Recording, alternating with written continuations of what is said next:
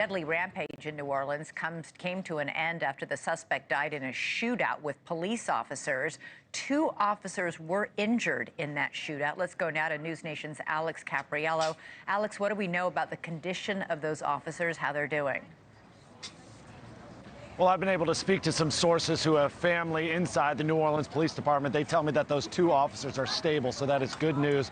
We are definitely seeing that increased law enforcement presence that Brian was just talking about right here at the intersection of Canal and Bourbon. So you can see Homeland Security officials, Louisiana State Police, not to mention various members of our United States military that Air Force as well as Louisiana State Police. This is the big change that we see, Elizabeth. This is a high water rescue vehicle from the Jefferson Parish Sheriff's Office, and you can see this is blocking that Bourbon Street entrance just on New Year's Day. This is where the driver was able to circumvent that police cruiser, climb on top of this sidewalk just like this, and head all the way down Bourbon. We're going to very politely excuse ourselves. Thank you very much, folks.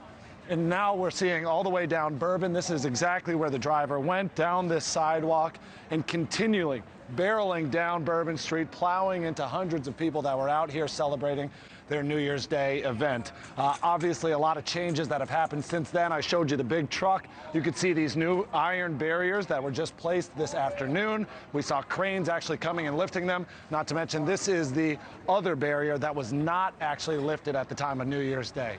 But overall, from hearing from my police sources, they said it was like a war zone being here the morning that bodies strewn all across Bourbon Street. Just a very difficult thing for everyone to process. One police officer source told me that they were actually just trying to comfort and console some of the people that were injured in this horrific attack as they waited for that EMS backup to arrive.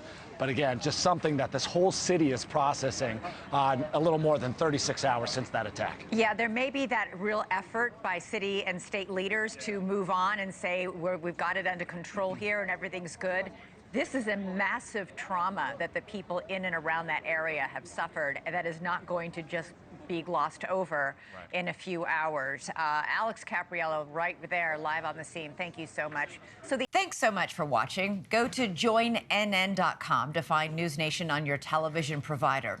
And don't forget to click the red subscribe button below to get more of NewsNation's fact-driven, unbiased coverage.